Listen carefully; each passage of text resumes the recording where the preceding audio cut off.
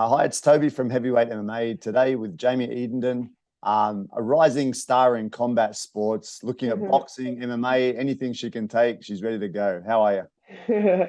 Yeah, I'm good. Good. Thanks for having me. Yeah, it's interesting because you've had a pretty busy 2022, racking up a lot of fights, and you still got one to go. November 12th, defending your Australian title, adding another title on the line, Australasian welterweight. Yeah. That's in Sydney against Enja Prest, who you fought once before and defeated. How are you feeling for this fight? I feel amazing. Knowing I've already fought Enja before, so and my camp last time was perfect. So we're just adding in new things and yeah, new combos and training, and yeah, I'm feeling really good. That's it. It's interesting that you switched quite quickly. You only had a fight in September in MMA. Now you're switching over to boxing again, and you've kind of done so through the year. How does that feel for you? Do you feel like is there a conflict in training both at the same time, or what do you think? There can be. There's a lot of it that translates between both sports. But it isn't easy to go between the two. But I don't really have a choice. I kind of have to if I want to stay active. There just isn't enough opponents at my weight for me to keep active in MMA. So I go back to boxing because I love it as well. And yeah, it just keeps me active. Yeah. And your last MMA fight was in September against Gina Gee, who's from CKB, notable gym. Just watching that, you can see that you are very, very boxing heavy in your take on MMA. Is that partly due to the fact that you have to push a lot of the boxing that you kind of tend to, move towards in that direction in your actual fight? Does that prevent you from mixing it up more just because you've been training more boxing than anything? It's funny you say that because in my last camp, I actually did more wrestling than I did any other thing. So, and I really had hoped that I would use some of that wrestling and show off that skill, but I just didn't, which is a bit of a shame. And I was pretty disappointed in that. But yeah, my last camp was pretty much all wrestling. So yeah, it's a shame, but hopefully next time I'll be able to show that off a bit more.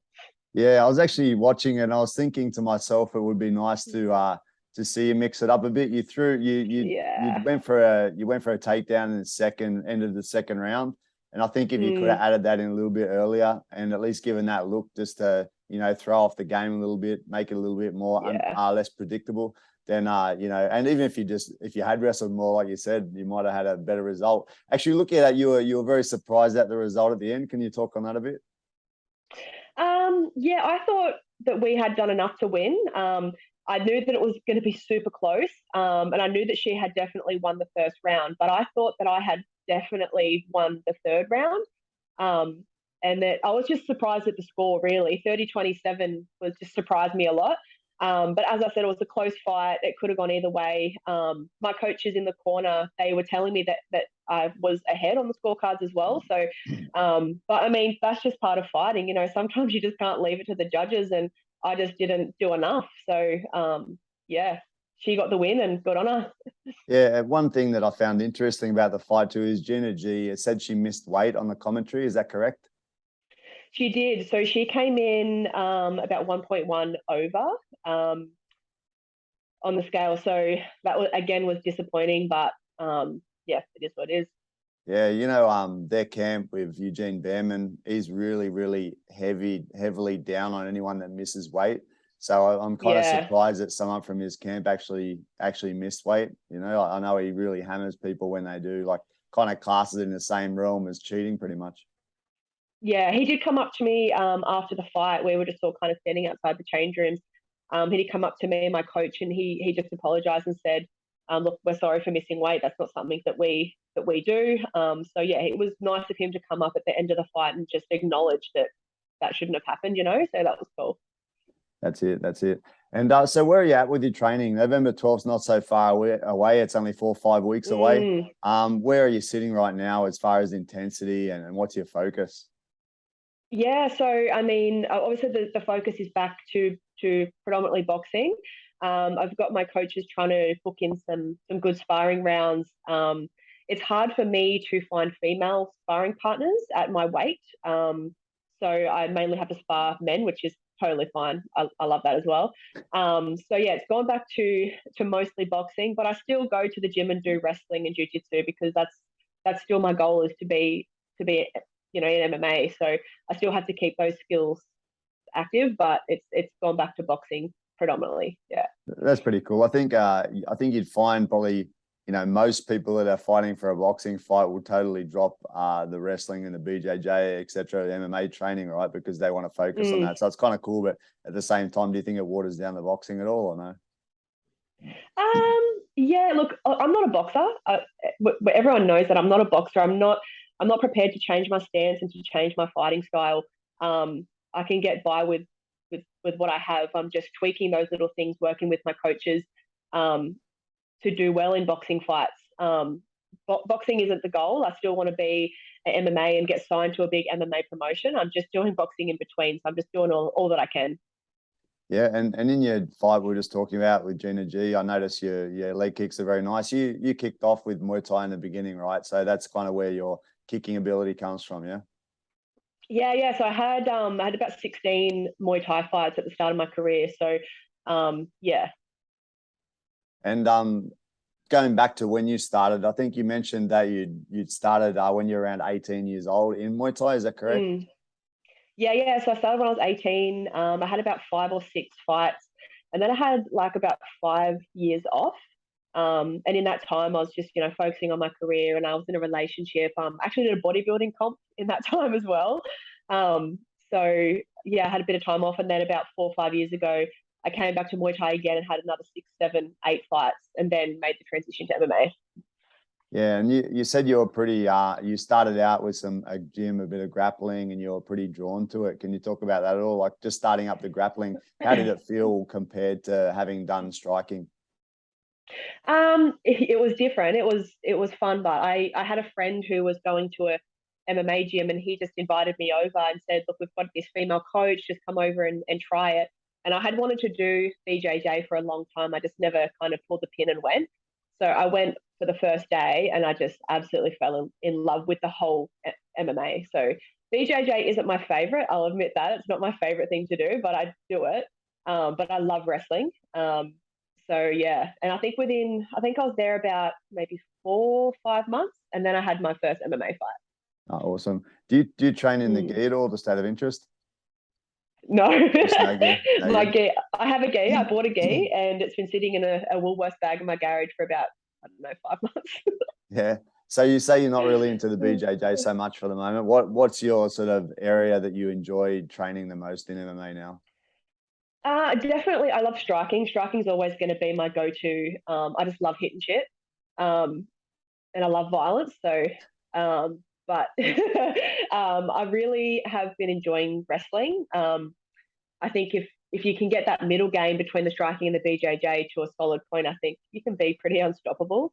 Like you look at Dave Martinez, for example, who was my training partner. His wrestling is like the best in the country. No one can stop him. So yeah, I'm just trying to bring that up the best that I can, so I can be on the same level as these girls that I could be potentially coming up against in the future. Yeah, that's the way. There's so many different skills to kind of piece together, right? Like it's kind of an endless game, MMA.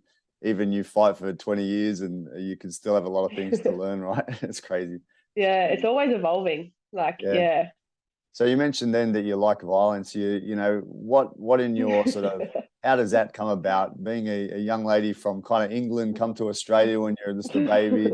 Where does that love for violence come into it? Just, is it the competitiveness of it? Is it like you like contact sports? What is it?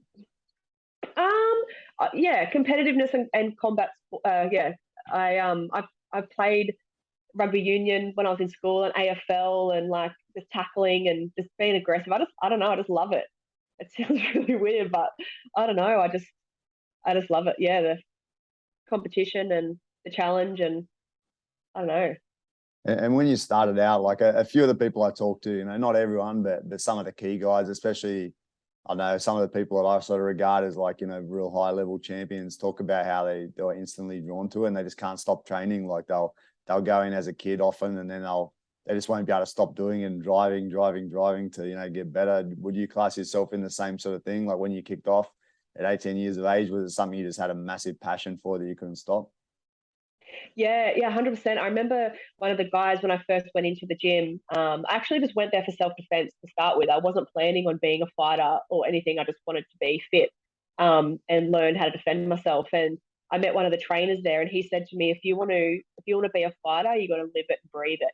And like from that day, I went home and I was watching videos and just trying to learn as much as I could and just be the best. And then obviously life just got too hectic and I had to take some time off, and then I came back, and now it's my whole life. I've dedicated my whole life to it. So Yeah, well, so far you've it's kind of a short career in a way. You haven't been going that long, and you've already got a couple of titles under your belt. You kicked off with the XFC amateur title, which is a nice one, first ever featherweight female champion XFC. You've got your Queensland Welterweight Boxing Championship title, and also now the Australian and fighting for the Australasian. What are your goals like as you move along? Are you looking at some of the main promotions, like I guess Eternal, and you fought on Eternal, I think it was 3 times in the year already, right? Are you looking at eyeing off a title there and moving on and onwards and upwards from there as well? Yeah, for sure. I mean, I just want to keep fighting, and I know that there's never been a featherweight champion for Eternal in my weight class. I don't think. So that would be pretty cool to get that belt. I just want to strive to the top. I want to be the best in my divisions, and I want to go overseas and be the best in that division. I don't want to stop until I'm the best.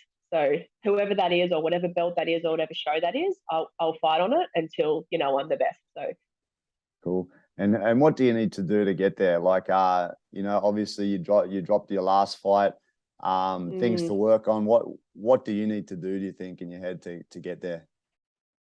I definitely need to get some more wins under my belt. And I think I need to showcase, as we were talking about before, I need to showcase more. So we all know that I'm a good striker, and I can come to bang and I can really do some damage. But I haven't really. I've had 7 or 8 MMA fights, and I haven't really showed much of a ground game or much of a wrestling game, even though I actually have that in my arsenal. So I think that these big promoters and these big shows, they want to see more from me. So in my next MMA fight, I'm going to look to bring like a more full spectrum athlete as opposed to just a striker.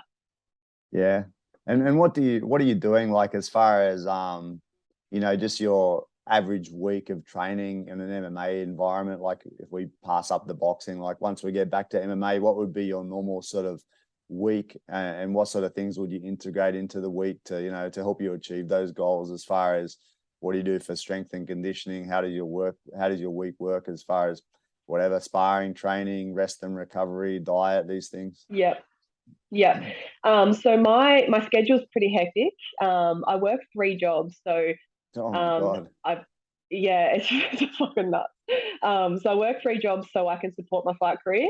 But I still manage to be able to fit in training every single day. So when I'm in fight camp for MMA, I'm training 4, 5, sometimes up to 6 hours a day. That includes like strength and conditioning, cardio, fight specific training, so that whether that's striking or wrestling or jiu-jitsu. So I train a lot. My nutrition is always on point in fight camp, so I get given a plan from my nutritionist, and I follow it to a T. I don't ever cheat on my training or on my diet when I'm in fight camp. So that's what that is. And then strength and conditioning, most fighters would probably do 2 strength and conditioning and maybe 2 other conditioning sessions a day. But I do some sort of conditioning every day. So Monday through to Saturday, I'm in the gym doing some sort of conditioning. Yeah, and then on that rest and recovery side, how's your sleep and what other things do you integrate in? Yeah. So I do cryotherapy once a week, which is in that freezing cold chamber. I do compression therapy. I have been seeing a physio. I had a little bit of an injury that I've been working on since the start of the year. I get massages regularly as well. I try to do as much foam rolling and stretching as I can, but I definitely don't do as much as what I should. But yeah, like I take things like CBD oils and creams and stuff. But yeah, I could definitely do more. Yeah, sounds tough. Like you're trying to tick all the boxes, and then you've got to throw work on top of it. It makes it a very, a kind of a draining thing. Do you think that in the future you'll be looking to try and draw away from work and move more towards in just fighting if you can, if there's a possibility? Definitely. Well, that's the goal. I did make a post yesterday hoping to get some sponsors on board, just to try and help me out, because it is hard, you know, like I work 3 jobs and I don't live near my gyms. I have to travel an hour each way to get to my gym. So, you know, by the time I've trained, I've prepared all my meals, I've gone to work for the day, I've spent time with my dogs, the whole day's gone. So like, it would be nice to, you know, be able to just chill out for a second and not have to be on the go the whole time.